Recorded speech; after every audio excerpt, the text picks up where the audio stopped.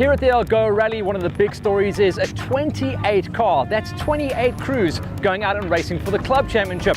That has bolstered this entry to well over 40 cars that are going to go out there. That's going to be great racing. It's going to be a great story for us to follow to see who can walk away as club champion coming out of this event, and to see how high they climb in the overall rankings when they put their skills against some of the top national rally cars coming racing here at round number 4 of their championship.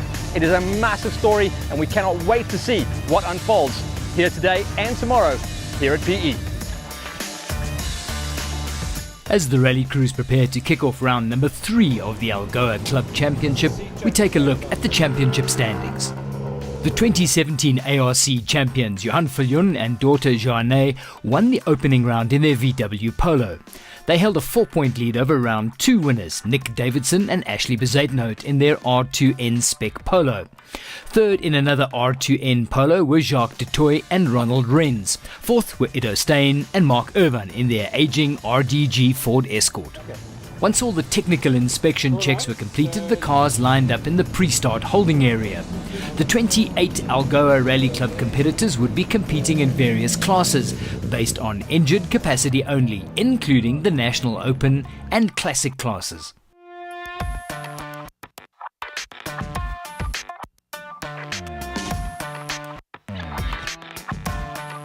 Jacques de Toy and Ronald Renz would be the sole representation for the club in the R2N class. Sadly, their rally would end with an engine fire on the opening stage. One by one, at 2-minute intervals, the cars rolled off the line for the ceremonial start at the Bay West Mall, ready to rally and prove their speed, seeking to gain maximum points towards the ultimate prize, a rolling chassis Volkswagen Polo rally car. We've got a very strong club here in the Eastern Cape. We're hosting this national rally, and it's an awesome rally that's lying ahead with all the national guys here. We're very happy to host it. In the Eastern Cape, we've got a nice club championship going. Some awesome sponsors. We've got a championship where the winner at the end of the year actually wins a Polo rolling chassis rally car, which you don't see in motorsport anymore. Also, we've got some cash distributed according to points, courtesy of IGN Wireless. Really motivating the guys. I think the biggest plus in the Eastern Cape is the actual competitors themselves. Awesome bunch of guys, family atmosphere, and we're going from strength to strength. The Volkswagen Polo cars, in their various guises, prove exceptionally popular amongst the club members, as you would expect from a region in which Volkswagen South Africa's manufacturing operations are based. Competing across a number of classes with different engine sizes, the Polo platform allows for close battles on the timesheets throughout the rally and the season. The Algoa Rally Club is the largest active rally club in the country, with more than 30 entries per club event. But the size of the club is just half the story. The club is very much a family one. It's not uncommon to see fathers and daughters or brothers and sisters competing together. There are even mother and daughters pairing up. And members range in age from 17 to 70. The club prides itself in its fun, family-orientated reputation. But make no mistake, it is serious business when the light goes green. Algoa is incredibly strong. We're the club with the most participants at this stage in South Africa. We run generally in the vicinity of 30 vehicles an event. Membership-wise, it keeps growing. It's a family-based club. If you just look around, you'll see children. We have Daniel Pino here as a technical school involved in participating in this event. They're running 2 cars. So yes, as far as the club goes, we like to keep it as a family affair where everybody feels at home and the camaraderie is endless. It's support for each other as a club is incredible.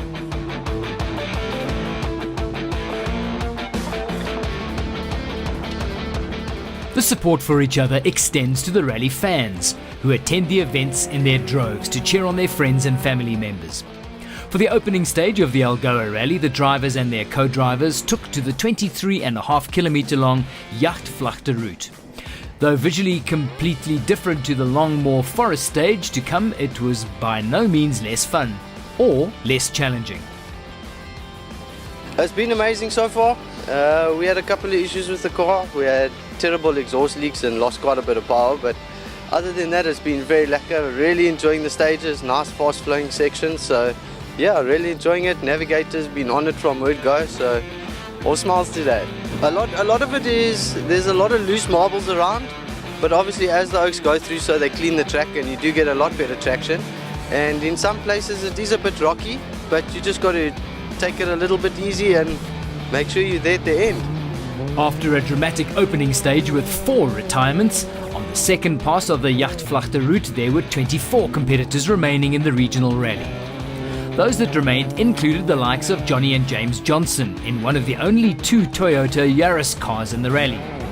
Gordon Nolan and Mark Steyn were running well in their Golf 1. So too were Melissa Heyman and Rian Nel in the Monster Energy Polo. Oldest driver in the club, Jan Vosloo, and Rio Viljoen's Polo was the fastest paced S2 car. Ido Steyn and Mark Irvin's Ford Escort Mark I was proving popular with the fans, while Neil Keaton and Sheldon Kutsia were also enjoying the smoothing roads despite the gathering gloom. After the 3 night stages, the Algoa Rally Club competitors were performing as follows. Steph Pieterse and Matt Kohler were punching above their weight in the Polo 1.2 TSI in 6th. Gregory Heine and Jason Schreiber were the highest placed non-polos in their Golf 1 in 7th. Jan Vosloo and Ria Viljoen were 8th. Neil Keaton and Sheldon Kutsia were 9th. Sneaking into the top 10 were school pupil JP Smit and school teacher navigator Martin Kleingeld of the Daniel Pienaar Technical High School. They were followed by Ian Rademeyer and Marina Brits.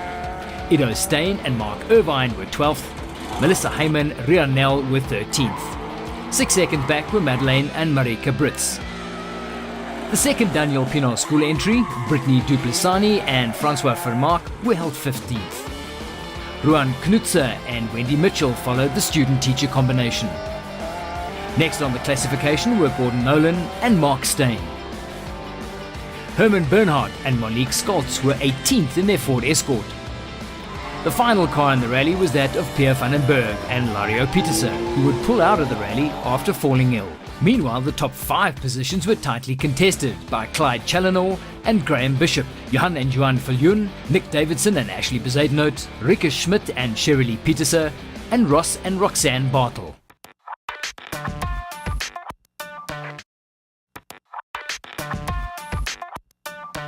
On day 2 of the Algoa Rally, the action moved west to the spectacular roads of the MTO Longmore Forests. For the Algoa Club Championship that's been racing with us as part of the National Championship round number 4, it's been an amazing story. Well over 25 competitors coming into this, but we have lost around about 5 or 6 of the guys. Today we'll tell the story of who will survive and come out as PE and Algoa Club champions. The R2N cars were the first to hit the roads of the Longmore Forests on the MTO Culturama stage.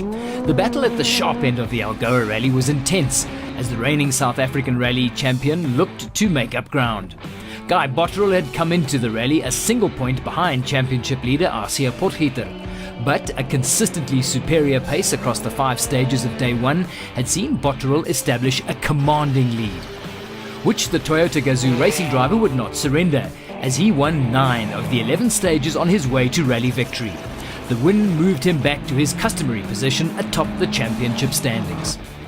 Arcia Potgieter, meanwhile, had struggled on the final stage of day 1, surrendering second position in the rally to Richard Leake, but he battled back on the second day to finish as Botterill's closest rival. Leake's inconsistent season continued, however. His times fell away as the rally progressed, but he still managed to finish 3rd, in so doing keeping his now slim championship hopes alive.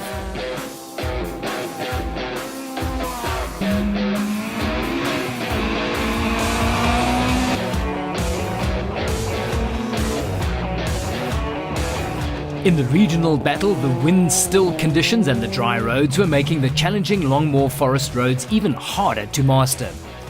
At the best of times, the Culturama stage provides some nervy moments, but in tricky visibility, it required real courage to push the cars to their limits. The billowing dust clouds, kicked up by car after car and exacerbated by the rear-wheel drive classic and retro cars, made the going tougher the further down the running order one went. Running 19th on the road, Ido Steyn still managed to be the fastest local crew up Culturama 1, while battling the dust as he tried to move up the timesheets. Yeah, we've had some dust because of we are behind. We lost a lot of time yesterday with a puncher and that put us back. So we're in the dust a bit, but the surface and the stages are great. It's awesome. Very nice. Now it's definitely fast. We're struggling with brakes a bit, but other than that, the car's perfect. We're going good. We're part of the Algoa Club. If you look 5-6 years back, I think it's grown more than 50%. Probably more than, probably closer than 100%. The health of the Algoa Rally Club has much to do with the supportive and welcoming atmosphere fostered by the existing members. But it is also due in no small part to the club's location. With the industrial giants like Volkswagen, Goodyear and Alexander Park industrial factories based in Uitenhage within the Algoa Rally Club's catchment, there are many automotive industry professionals in the area. This ensures the club is filled with skilled and passionate motor racing fanatics. The exceptional gravel roads and the willingness of landowners to accommodate rallying plays a significant role too. Companies like MTO Forestry graciously allow rallying to take place on their plantation roads, and this has made Algoa a mecca for South African rallied racing. The annual National Rally event is not only the midpoint of the season, but for many it is also the highlight of the season. The local crews are not spoilt by their iconic roads, however. Most of their regional events do not boast the massive total mileage of a national race. So getting the opportunity to rally a 23-kilometre long stage like the MTO PPC Jelly is not taken for granted.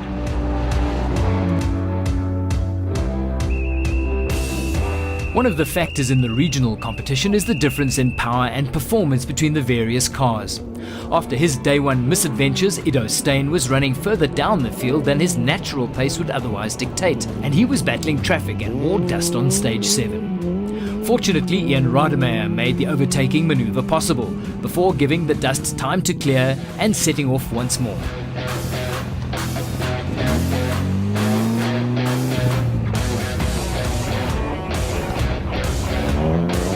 Aside from Steyn's battle up the overall timesheets, there was drama for Pierre van den Berg, Ron Knutzer and Rieke Schmidt as they withdrew from the rally.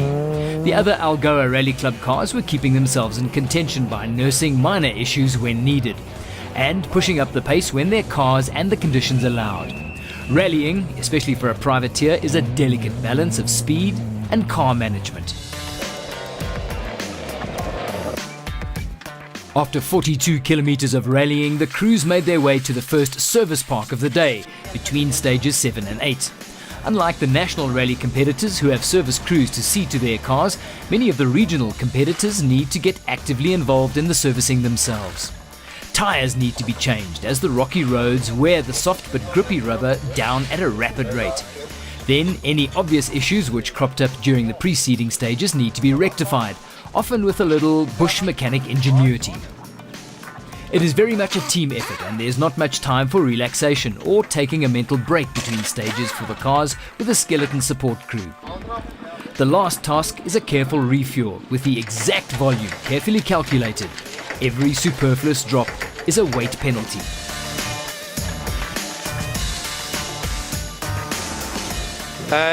Struggled a bit this morning. We didn't really start properly this morning.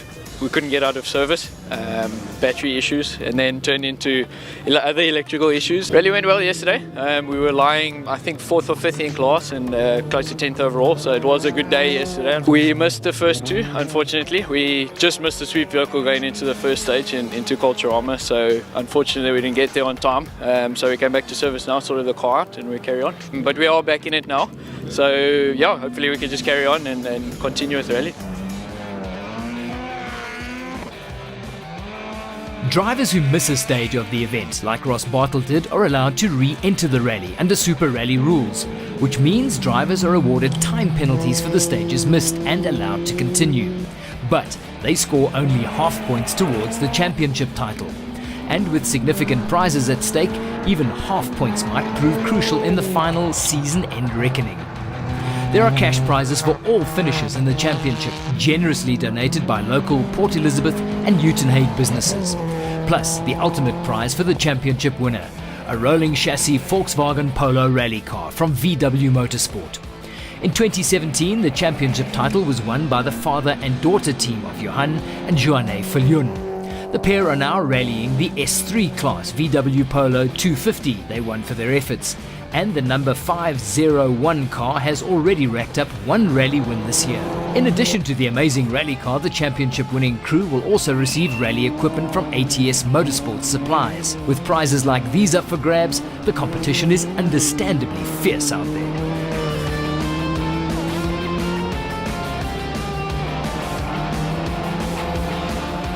The Algoa Rally Club is not content to rest on its laurels, however. They continue to innovate and foster the growth of the sport in their area. By providing sponsors with a marketing platform, they're able to attract financial backers, which makes growth possible. They're also aware of the expenses involved with rallying, so are always seeking ways to revolutionize the ways in which crews can compete. One of these is an exciting new rally class. The whole idea is that we've just started the development of retro racing in the Eastern Cape. We've introduced it to ARC, and we're promoting, as I say, retro, which in essence is pre-1990 motorcars in silhouette. Retro is the way forward in that it allows a lot of our competitors, the lesser competitors, who aren't competing at the top end, to strive for something for the future. At this stage, it's in its infancy. We'll be putting up prize money this year for the winner, and the following year we're hoping to put up a complete vehicle as the trophy. We have 12 entries this event, which are retro-based vehicles, and they will be competing this year for financial reward. There will be prize money allocated to the retro class as such. Next year we intend to put up a rolling chassis, which will then become the prize for retro. So yes, the sideways action is always a huge attraction, and the reason we've gone retro is it's old school with a modern take.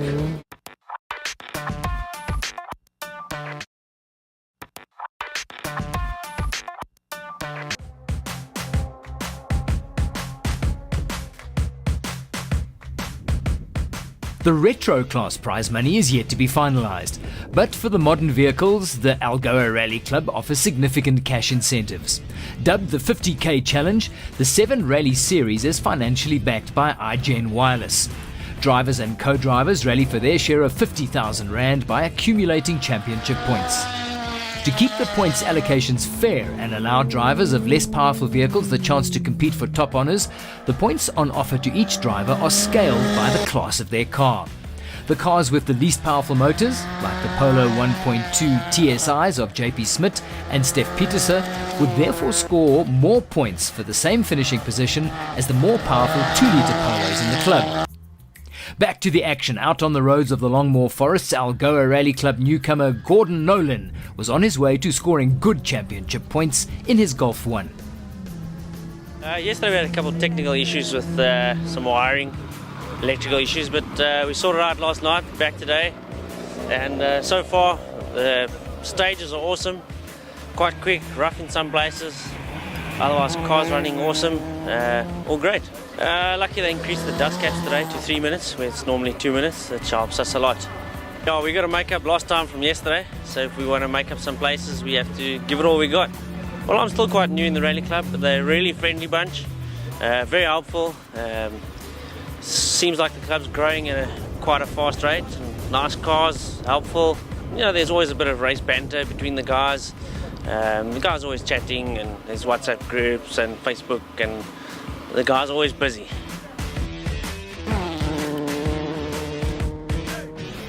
The kilometres within which to make up time on rivals was running out though, as the Algoa Rally neared its conclusion. The penultimate stage was the last long gravel stage of the event. At 19 kilometres long, MTO Sinkdam is one of the iconic routes, which makes the region a favourite with locals and visitors alike. The leading Algoa Rally Club member on the overall timesheets, Clyde Challenor, knows exactly what it takes to succeed in his home conditions. The stages and this rally has been put together unbelievably well, and the roads are perfect and flowing. It's still a long rally. There's still a lot of stages, a lot of kilometers to do, and you just got to keep your wits about you, keep hydrated and keep your wits about you, because you can lose it so quickly here. While Challenor was leading, Johan and Joanne Viljoen were not content to give up the top step of the podium without a fight. They reduced their primary rival's lead by 10 seconds on the penultimate stage, but Challenor's consistency earlier in the rally had left them with too much to reel in. No club car had gone below the 13-minute mark on the Sinkdam stage before, but on stage 10, the top 5 times were well below that mark, a sign of the pace in the club at the moment. Another of the stellar initiatives from the Algoa Rally Club is opening up the field to 2 high school crews. Students from Daniel Pienaar Technical High School in Uitenhage are responsible for rallying a Volkswagen Golf 1 and a Polo 1.2 TSI. The former is piloted by Brittany Dupisani and the latter by JP Smit, but neither is old enough to drive on the national roads used for the liaisons between the special stages. Their co-drivers, teachers Francois Vermaak and Martin Kleinveld, therefore have to swap into the driver's seats whenever a stage is completed. The crews in the car are ably supported by a service crew of fellow students who take care of every technical need of the vehicles. It certainly blows the soapbox car building projects of most school woodwork classrooms completely out of the water. Even with their youthful enthusiasm, Dupisani and Smit already know the value of championship points. On the penultimate stage, the focus shifted to reaching the rally finish. With none of the crews within striking distance of their nearest rivals, overcooking a corner in search of a tenth of a second carried too much of a penalty to be worth the risk. The order of the stage was to get safely back to the Bay West Mall for the grand finale.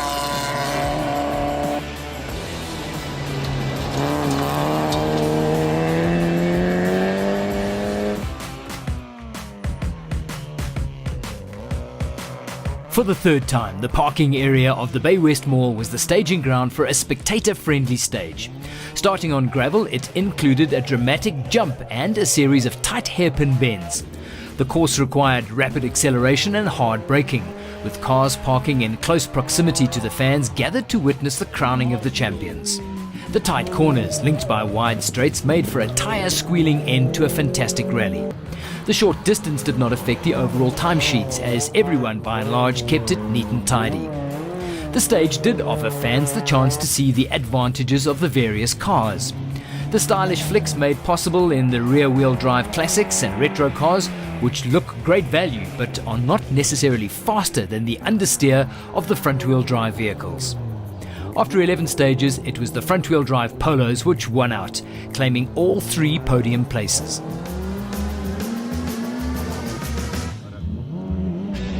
Clyde Challenor and Graham Bishop were crowned Algoa Rally winners. Johan and Joanne Viljoen joined them on the podium along with Nick Davidson and Ashley Bezuidenhout. Challenor secured the win by 1 minute and 41 seconds over Viljoen, with Davidson a further 15 seconds back. Stef Pieterse and Ido Steyn claimed 4th and 5th. After 3 events, Johan Viljoen is in pole position to retain the Algoa Rally Club title. Nick Davidson is in 2nd, 4 points adrift, while Ido Steyn jumps to 3rd in the standings. Only 3 rallies now remain: the Paardepoort Safari Rally in the Karoo, the Jeffreys Bay Rally hosted by the Fountains Mall, and the Heine Sport 2-in-1 night-day rally. Rally fans can follow the Algoa Rally Club on Facebook for more details and coverage of the nail-biting battle for the 2018 Volkswagen Polo Rally car, when the action resumes on September the 1st in Paardepoort.